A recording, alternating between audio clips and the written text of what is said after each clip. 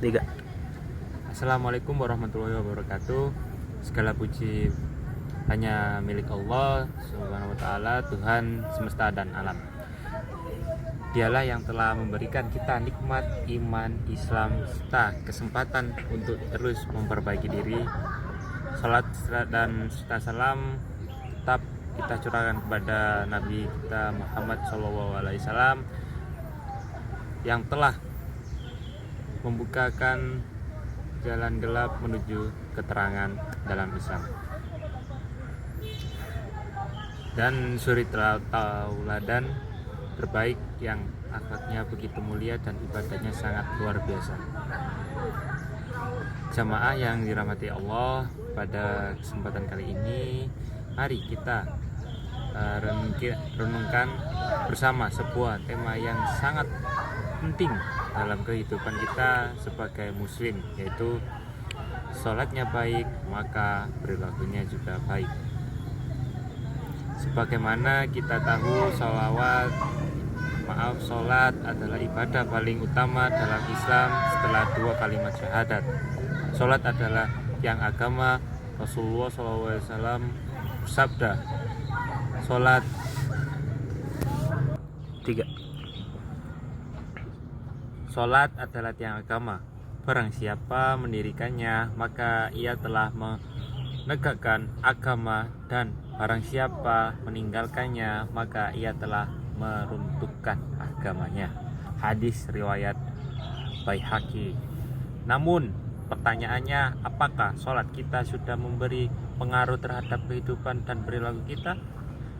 Ya, contoh seperti kita lalai dalam sholat, kita menunda-nunda dalam sholat, yang mementingkan dunia terlebih dahulu, main game terlebih dahulu, dan banyak yang bisa meninggalkan sholat.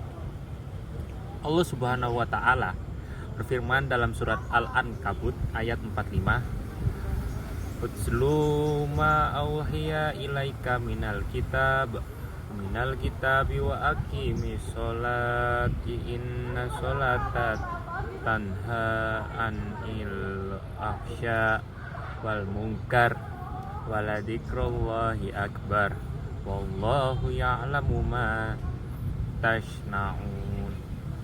Sesungguhnya sholat itu mencegah dari perbuatan keji dan mungkar.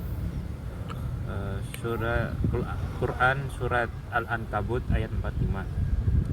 Ayat ini menegaskan bahwa sholat bukan hanya sekedar rutinitas gerakan dan bacaan, tapi sholat adalah media pendidikan jiwa yang melatih kita untuk selalu ingat kepada Allah Subhanahu wa ta'ala, menjaga diri dari maksiat, serta membentuk pribadi yang bertakwa dan berakhlak mulia.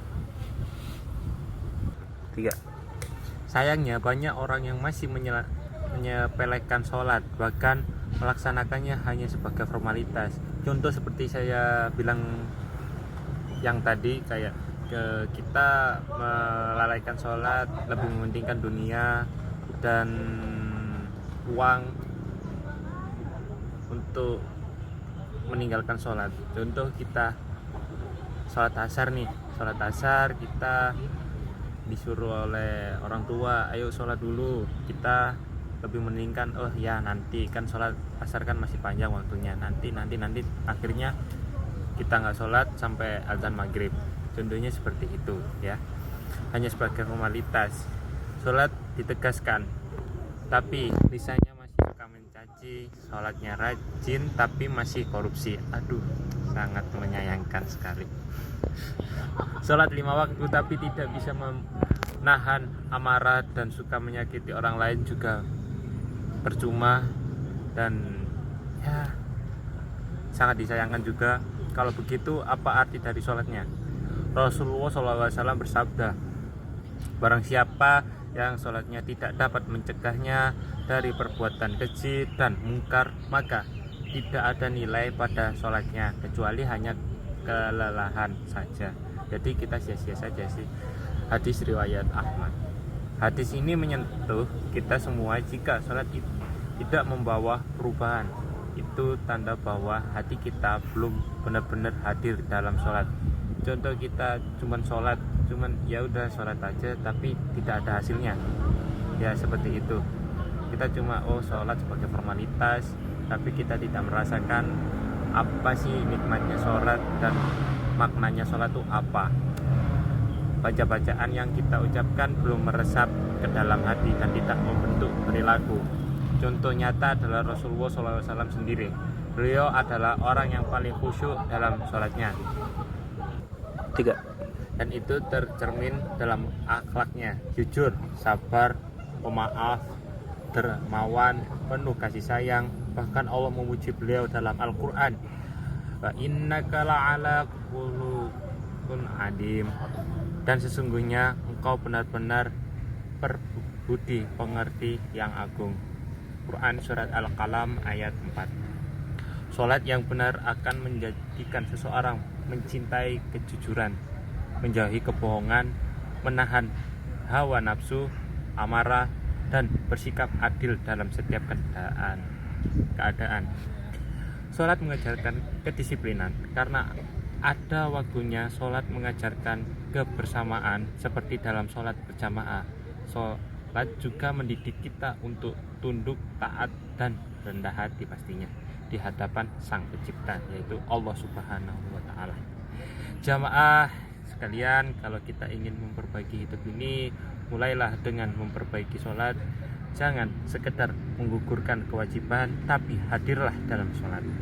Rasakan setiap ayat, setiap lantunan, bacaan, dan gerakan. Pahami maknanya, hayati maknanya. 3. Insya Allah kita sholat, kita baik, perilaku kita juga akan mengikuti. Mari kita jadikan sholat sebagai alat untuk memperbaiki diri kita, bukan hanya kewajiban yang terburu-buru kita kerjakan.